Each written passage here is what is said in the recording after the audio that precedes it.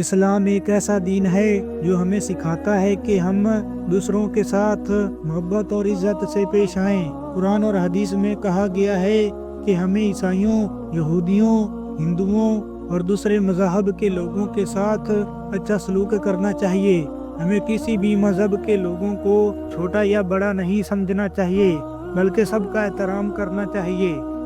قرآن پاک کی روشنی میں اللہ تعالیٰ قرآن پاک میں ارشاد فرماتا ہے، اور ان کو برا بھلا نہ کہو جن کو یہ لوگ اللہ کے سوا پکارتے ہیں، کہیں ایسا نہ ہو کہ وہ نادانی میں اللہ کو برا بھلا کہیں۔ سورۃ الانعام آیت 108۔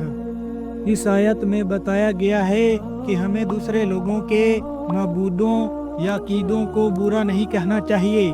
اگر ہم ان کے عقیدوں کا مذاق اڑائیں گے تو وہ بھی اللہ کے بارے میں برا کہہ سکتے ہیں، اس لیے ہمیں ہمیشہ احترام کے ساتھ بات کرنی چاہیے۔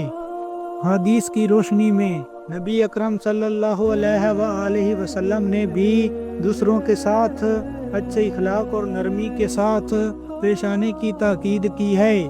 ایک حدیث میں آپ صلی اللہ علیہ وآلہ وسلم نے فرمایا، مسلمان وہ ہے جس کی زبان اور ہاتھ سے دوسرے مسلمان محفوظ رہیں۔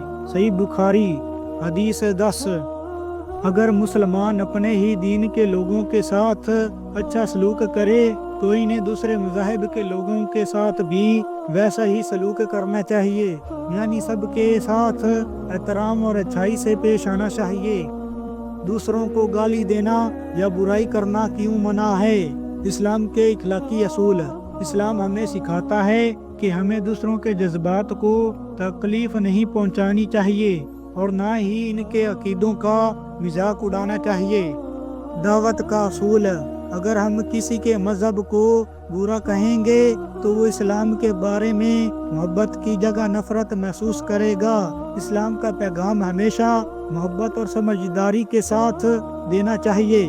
قرآن میں ارشاد ہے، اپنے رب کے راستے کی طرف حکمت اور اچھے نصیحت کے ساتھ بلاؤ۔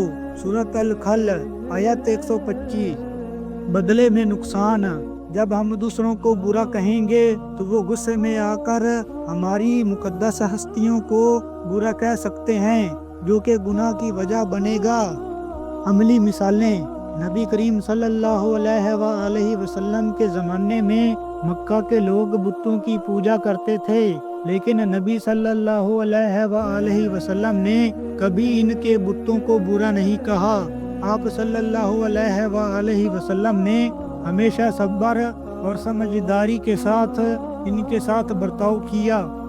صلح حدیبیہ کے وقت بھی نبی صلی اللہ علیہ وآلہ وسلم نے اپنے دشمنوں کے ساتھ امن کی بات کی اور ایسا کوئی کام نہیں کیا جس سے ان کے دل دکھیں۔ سبق۔